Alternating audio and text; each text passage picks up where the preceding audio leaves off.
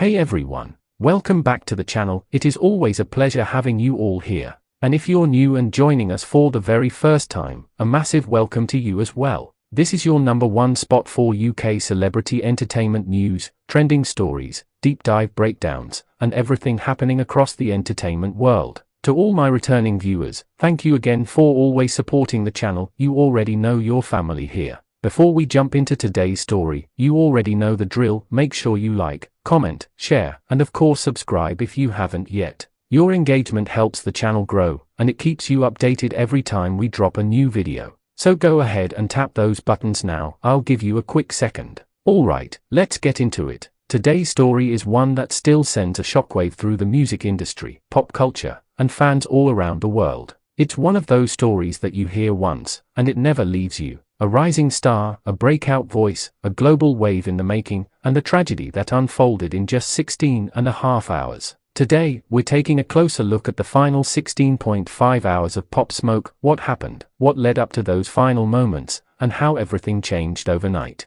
It all begins on a seemingly regular day in Los Angeles, sunny skies, quiet streets, the kind of morning that gives no sign of what's to come. PopSmoke was in the city, enjoying the lifestyle that his new fame had brought him, the houses, the cars, the endorsements. His music was climbing charts everywhere, from New York to London, from Lagos to Toronto. He had just started to feel like he had truly arrived, and everyone around him could feel that energy. People who saw Pop that day said he looked relaxed, excited, even. He'd been recording, traveling, networking, performing, moving from one coast to another. And at this particular moment in LA, he seemed calm, comfortable, ready to enjoy a break from the non-stop hustle. But behind the scenes, time was ticking, and none of the people around him knew how quickly the hours ahead would unfold. In the afternoon, PopSmoke was moving around the Beverly Hills area with his team. They'd rented a luxury home, something quiet, stylish, with privacy, the type of place artists used to hide away and focus. He was in good spirits, posting on social media, taking pictures, joking with friends, and enjoying the life he worked so hard to build.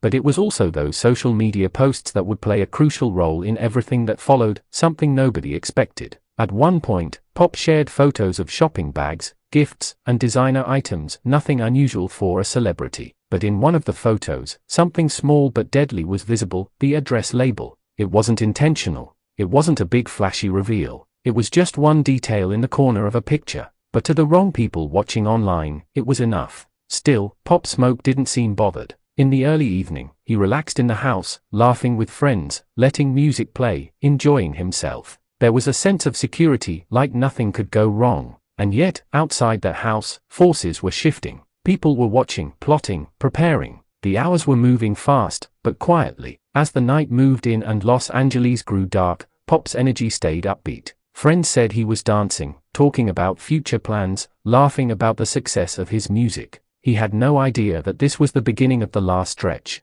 No hint, no warning, nothing to prepare him for what was coming next. By midnight, most of Beverly Hills was quiet. Expensive homes sitting in silence, trees swaying, the sound of occasional cars rolling by. Inside Pop's rented home, everything still felt normal, calm, comfortable. He was surrounded by people he trusted. The atmosphere was chilled, nothing unusual at all. But outside, miles away, a plan was already in motion. A group that had taken notice of his posts, traced the address, and decided to make a move. The next few hours, the tension in the air begins slowly tightening, not inside the house, but in the unseen spaces, the streets, the driveways, the back roads that lead into the hills. Cars moving quietly, phones ringing, people meeting up. Step by step, the events begin aligning like a timeline no one can stop. Meanwhile, PopSmoke was still completely unaware. The laughter, the conversations, the late-night vibe, it all kept going like a regular night among friends. He had zero idea that his online posts had been screenshotted, shared, and discussed by people he had never met. Around the early morning hours, the temperature drops, the wind changes,